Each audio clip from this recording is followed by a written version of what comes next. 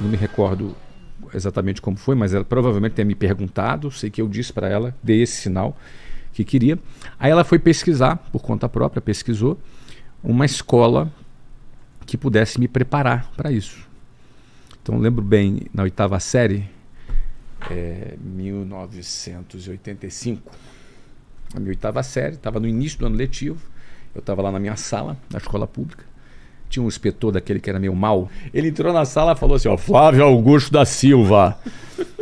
Mas aí, quando ele chamou, acho que gatilho ali dessa memória, eu falei, cara, o que eu fiz? O que foi? Quando eu saí de lá, deu de cara com a minha mãe. Eu falei, ferrou. Chamaram a minha mãe. Né? E aí ele me cumprimentou, olha, tua mãe quer falar contigo. Aí ela me falou, Flávio, a gente vai visitar uma escola nova. Eu falei, é? Então, eu vi uma escola que pode te ajudar. Lembra que você falou que você quer fazer aquela prova? Acho que é considerada a melhor escola para te ajudar. Vamos lá? Vamos agora. Então tá bom. Nós caminhamos uns 15 minutos até o ponto do ônibus. Eu entrei no ônibus com a minha mãe e 2 horas depois eu cheguei na escola. Nossa. Porque não era também perto da praia. Sei, mas era numa outra periferia, mas era para um outro lado. Entendi. 2 horas depois chegamos lá. Chegamos lá, ela me apresentou. Tinha um amigo dela que era professor, que também dava aula nessa escola. E aí eu vi lá, ele conhecia a escola. E aí, gostou? Eu falei, então essa escola é uma escola boa para me preparar? É. Então você faz a 8ª série aqui e você se prepara para essa prova. Aí no final do ano, isso era mais ou menos fevereiro, mais ou menos, em novembro, dezembro era a data da prova. E aí? E aí eu fui para essa escola. Deu certo? Não, quase eu fui reprovado. Por quê? Porque era muito ruim a escola pública, era outro nível. Esse é o ponto que eu me referi. Entendi. Era um nível, mas era outro planeta. Eu não tive essa quebra. Não, aí é que tá. Aí eu me dei conta, até aquele momento, eu não tinha a menor noção se era boa, se não era boa.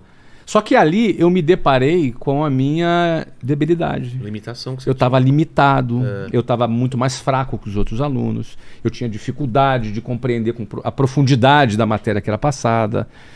Eu sempre fui aluno A, sempre fui um dos melhores alunos. E lá você começou lá e aqui, aquele ritmo forte de preparação para concurso e a aula, e eu também a adaptação de pegar 2 horas para ir, 4 horas no trânsito por dia, de manhã, ônibus lotado. E na volta.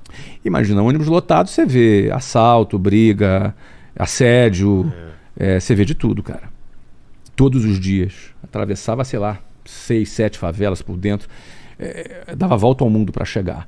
Então já chegava cansado, e essa adaptação, mais a aula, mais aquilo tudo, e quase que eu fui aprovado. Passei assim, passou no sufoco. Na 8ª série ali, correndo atrás ali para poder, pendurado em 2 matérias, e passei, terminei a 8ª série. Mas eu me dei conta disso. E eu digo para você que foi muito importante para mim me dar conta do meu nível. Eu me dar conta que eu estava abaixo. Estava muito abaixo. Você não tinha essa noção? Não tinha a menor noção. Eu acho que a pessoa saber da sua realidade é muito importante. Também acho. E aí vai depender do que tu vai fazer com a tua realidade. Você pode se acomodar e falar, não tem jeito. Você pode dizer, para para mim não tem jeito. E tem pessoas que, para algumas pessoas não tem jeito mesmo. Isso. Por algum problema muito grave, ela não consegue. Ela não consegue. Ou... Mas ali você vai buscar tirar essa defasagem. Exato. E o que aconteceu? No final do ano eu fiz a prova. E não passei. Óbvio. Não passei. E não só não passei, eram 30 mil candidatos para 200 vagas. Uma prova muito concorrida. Bem difícil. Bem difícil. Isso era outra coisa que eu não sabia. O quão concorrido era. Você estava pegando gente que já estava se preparando há um tempo para ela. E eu fiquei entre os 20 mil primeiros. Eu fui melhor que 10 mil. Tá. E fui pior que 20 mil pessoas. Entendi. E eram só 200 vagas. Estava muito distante. Estava muito distante. Então aquilo ali foi um chá de realidade para mim. E, de novo, aí vai do que tu vai fazer com essa tua realidade. Teu sonho, a princípio, então, morreu. E aí, o que você fez? Não, o sonho não morreu porque eu pedi... Bom, o detalhe que eu acho importante dizer é que minha mãe dava um salário inteiro. Ela tinha 2 empregos. Ela dava um salário inteiro para pagar a mensalidade dessa escola. Nossa. Então, assim, era no seu ombro também. Era um grande sacrifício. Ela tinha 2 empregos, um salário inteiro era para pagar essa escola. E além disso, eu tinha que gastar 4 horas de trânsito para ir e voltar. Realmente pesado, né? Eu não passei. E aí, eu considero, eu gosto de começar minha história falando sobre isso, porque eu acho que ali eu tive uma escolha, né? E a escolha que eu solicitei foi a seguinte: olha, eu quero me preparar de novo. Eu quero poder me preparar de novo. Eu não passei, ficou distante, mas eu acho que eu entendi. Eu acho que se eu tiver mais um ano... Se eu tiver mais um ano me preparando, eu consigo passar. Até porque eu não queria desistir da carreira. Entendi. E a minha mãe topou dar um ano inteiro de salário, de novo. E mais um ano, 2 horas para ir, 2 horas para voltar. Dessa vez um pouco... Aí eu estudei muito, cara. É isso que eu ia falar. Aí cara, já era diferente. Era diferente, era porque eu queria. Cara, eu estudei muito. Eu estudei, assim, numa referência do que eu estudava. Eu estudava nada. Eu assistia a aula, ia fazer a prova e tirava nota alta. Sim. Não, ali eu passei a estudar num nível bem hard mesmo. E aí estudei muito, e ralei, chegou no final do ano, fiz a prova de novo. 200 vagas, mesmo 200 vagas, outras 30 mil pessoas, não é? Muitas são as mesmas. Sei. E não passei de novo. O quê? Não passei. Porra, eu tava já esperando um final feliz, falando de comemorando aqui. Não passei. Não passei que de novo. história triste, cara. Não passei, mas fiquei entre os 1.500 primeiro. Ó, o outro era 20 mil. 20 mil. Eu fui melhor que 28.500 pessoas. Certo. E fui pior que 1.500 pessoas. Mas aí deve ter batido... Eu fiquei bastante chateado. E detalhe é o seguinte, cara. Não é aquela coisa assim, ó, deu errado, mês que vem tem outra prova. É um ano. Porra, um ano. Um ano. Mas assim, eu fiquei entre os 1.500 primeiro. Eu evoluí pra caramba, meus pais reconheceram que eu estudei pra caramba. E aí eu falei, olha, eu queria fazer de novo. Porque agora vai. Agora vai. Agora eu vou pegar aqui o que faltou, vou pegar só o que faltou, e foi, cara. Meus pais concordaram. Eu tinha a opção de... O que o lance é o seguinte... Você tinha outra opção? Não, eu tinha a opção de ir para o ensino médio. Ah, tá. Só que você imagina, eu já estava 2 anos sem ir para o ensino médio. Meus amigos todos foram, eu fiquei, eu não fui. Porque eu pensava, o que adianta eu ir se o que eu quero é entrar aqui nessa carreira e se eu passar, não vai valer nada? E se eu não passar? Esse era o risco. Exato. E aí, aquilo era o meu tudo, cara. Era o meu tudo. Minha carreira acadêmica, digamos assim, era tudo que eu tinha. Minha mãe dava o salário inteiro dela para isso. Era puxado. Você imagina você trabalhar? Claro. E aí, eles toparam. Eu fiz mais um ano. Estudei como um monstro, um animal. Até final de semana, direto. Imagina, aí eu já tinha 14 anos para 15 anos de idade. Isso, já tinha 15 anos de idade. Então, com 15 anos, não namorava, não saía, era só estudando. O que foram esses 3 anos? Era para eu resolver uma defasagem que eu tive da escola pública. Precisei de 3 anos para resolver essa defasagem. Chegou no final do ano, eu passei. Passei em todos, passei bem. Passei em todas, eram as 3 provas. Na Marinha, Exército e Aeronáutica, eu passei nas 3. Passei, fui super bem. E aí, felicidade, o dia que eu peguei o jornal, né? Lembra do Jornal dos Esportes? Era no Rio de Janeiro, né? Era uma rosinha, era um rosado, um papel rosado. Tinha as notícias de esporte, quem é carioca da antiga vai se familiarizar com isso. Tava lá meu nome, o dia que eu li o meu nome, Flávio Augusto da Silva, na lista de aprovados. Sensação. Uma sensação absurda. Marquei o meu nome, dobrei o jornal, fui para casa, fui com cara de triste, aí meus pais, e aí? Eu com cara de triste assim... Passei. E aí todo mundo festejou, eu lembro, aquela festa na minha casa, os vizinhos ficaram sabendo, todos os vizinhos do bairro. Cara, se tivesse rede social na época, ia ganhar um monte de seguidor lá no bairro. Entendi. Porque, cara, todo mundo, Flávio passou. E, enfim, foi realmente uma conquista maravilhosa de uma coisa que eu me dediquei por 3 anos. Ralei muito, custou o salário inteiro da minha mãe, tudo isso, cara. No dia 2 de fevereiro de 1988, eu entrei num ônibus e esse ônibus ia para Angra dos Reis, onde era o Colégio Naval. Eu escolhi ficar na Marinha. Era longe do Colégio Naval, 2 horas e meia, 3 horas da minha casa. 2 horas. Era outra cidade. Sim. E a gente morava na escola. Então era um board school, era um colégio interno. A gente morava na escola, a gente já era militar. E estudava, fazia ali o ensino médio junto com toda a formação militar. E, cara, aquela expectativa, orgulhoso, aí as pessoas com aquela farda branca, bonita, com as platinas em cima, os alunos iam nos buscar, a gente entrou naquele ônibus, todo mundo ali realizando seu sonho. Chegamos lá na frente do colégio, formamos uma formatura ali, todo mundo ficou formado, aquela cerimônia militar, a gente entrou no colégio, aquele momento assim, a gente passando pela porta de entrada do colégio, um sonho sendo realizado, que coisas que eu imaginei, que eu idealizei por muito tempo. E ali começava um processo de adaptação. Naquele primeiro dia, eu cheguei à conclusão que eu não queria aquilo. Não, para. Não, aí essa história tá... No primeiro dia... Quê? Porque começou... chegar até lá... Não é isso, não é cara. isso? Não. Aí começou o processo de treinamento militar. Ah, tá. Toda a formação, o adestramento militar, a abordagem militar, a rotina militar. No primeiro dia, a abordagem não bateu comigo. Cara, assim, eu tenho amigos maravilhosos na Marinha. São pessoas... Eu tenho uma super gratidão à Marinha. Mas o meu perfil é um perfil muito questionador. Sou um cara mais criativo, um cara mais que questiona o porquê das coisas. Minha rotina não é uma rotina muito repetitiva, eu não gosto de rotina repetitiva. E lá é totalmente... E a rotina militar é igual todos os dias, ela é repetitiva. A hierarquia, ela precisa ser assim, a hierarquia precisa ser como ela é. Então, eu não me encaixava naquilo. E imediatamente, na minha primeira abordagem, aquilo não bateu, cara. Eu me lembro, no primeiro dia, eu me lembro da minha primeira noite dormindo, eu deitado, olhando pro teto, num alojamento com 200 pessoas, olhando para cima. Eu falei, cara, o que eu tô fazendo aqui?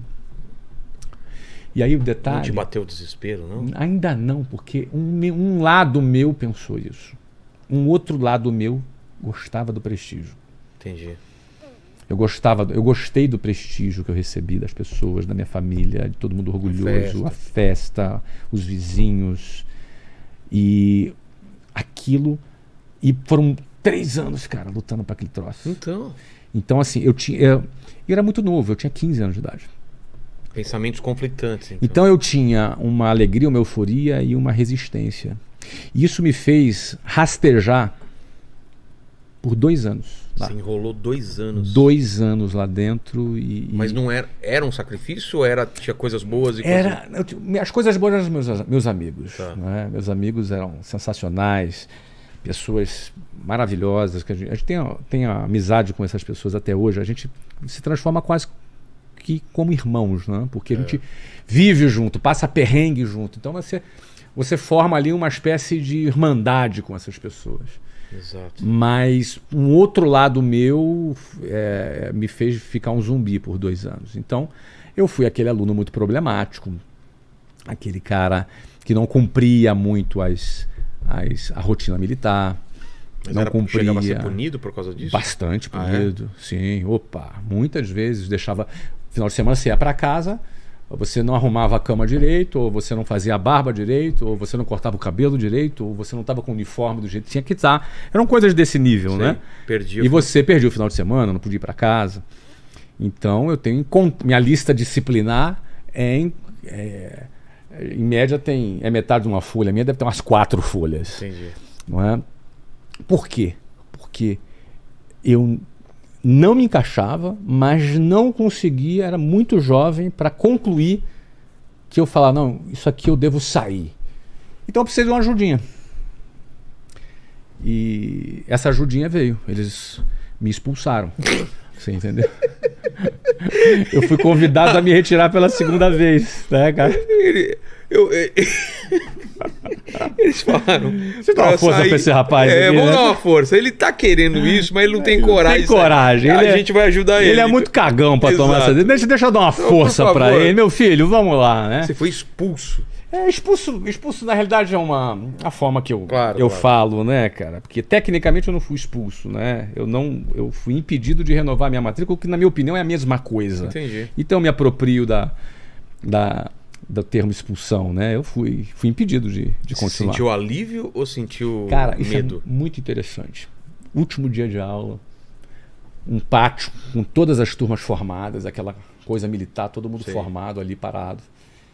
O oficial lá no meio falou, aluno Augusto, que era meu nome de guerra, e o aluno tal, que era um outro colega, por favor, vem aqui à frente. Nós fomos lá para frente, ficamos na frente, todo mundo ali formado. E aí todo mundo foi liberado. Era o último dia de aula do segundo ano, todo mundo foi para casa de férias e a gente ficou. E a gente não sabia qual era o motivo. Aí esse oficial nos conduziu a uma sala e a gente foi acompanhando com aquela formalidade militar, sem dar um pio, sem falar nada, caminhando. Chegou lá, ele sentou na mesa, a gente ficou em pé, os dois em pé, formados, com toda a formalidade militar. E ele se dirigiu para nós, eu lembro da cara dele, esse eu lembro o nome, não vou falar aqui, tá? Deve ser um querido, fez o trabalho dele corretamente. Ele falou assim, é o seguinte, senhores, vocês não poderão renovar a matrícula de vocês para o ano que vem, vocês estão desligados. Isso já é uma decisão tomada e é irreversível. Os pais de vocês já foram avisados e já estão a caminho da escola, chegam daqui a 1 hora. Nossa. Por favor, vão para o alojamento, faz as suas malas, pega tudo que você tem no armário e leva para casa. Para cá vocês não voltam mais. E aí? Ok? Boa tarde, podem ir. Que E aí, porrada, hein? Eu lembro do meu colega do lado. Ele quebrou até um protocolo, ele botou a mão assim na cabeça. E eu senti alívio, cara. Eu senti alívio. Você matou a pau. Eu senti alívio. Eu senti alívio. Que era para ser feito, que eu não tive coragem, ou não tive maturidade, ou eu não tive um processamento cerebral para poder concluir que essa era a decisão que eu deveria tomar. Era uma decisão muito sofisticada para a minha idade naquele momento. Olhando para trás é muito fácil você não, hoje é fácil falar. Ligar os pontos. Naquele momento, nada. Bom, eu ser desligado... Bom, primeira coisa que eu fiz, eu fui procurar um telefone público, não existia celular. Você recebia uma grana para estar lá ou não? Recebia um dinheiro. Eu recebia dinheiro, eu tinha escola, uma das melhores escolas da América Latina, os alunos top pra caramba. Eu tinha material didático, eu tinha comida, eu tinha tudo. Alojamento, tinha amigos. Não era uma coisa banal. Entendi. Eu sair de lá significava o quê? Eu voltar pra casa. E fazer o quê? Sem nada. Um moleque da periferia, sem nenhuma perspectiva, que agora foi expulso e que o bairro inteiro ia ficar sabendo. Tem essa ainda. Aquele prestígio todo se transformaria num vexame. E aí? Bom, meu pai chegou lá, fardado. Por ser militar, tinha que ir fardado. Pediu para falar com o comandante para tentar uma segunda chance. Ele não foi nem atendido. E fomos embora. Quase 3 horas de viagem do Colégio Naval até a minha casa. Eu me recordo também como se fosse... Foi ele e um amigo. Ele levou um amigo para dar um apoio moral. Meu pai estava muito abalado. Sargento, filho, escolas de oficiais, orgulho, tudo que ele tinha contado para os amigos. Meu pai estava bastante abalado. Eu imagino. E eu me lembro que aquelas 3 horas de viagem, nós não demos uma palavra. Em silêncio? Ele não falou nada, ele não brigou, ele não disse nada. Que é pior, né? Muito pior. É muito pior. Mas desesperadoramente pior. E aí a gente veio embora. Chegou em casa, eu chegando em casa de mala, com minhas malas, voltando para dentro de casa, com 17 anos de idade. E eu lembro, aquele ano não foi um ano fácil. Porque todo prestígio se transformou em desprestígio. Toda fama, entre aspas, entre as pessoas do bairro, se transformou em vergonha.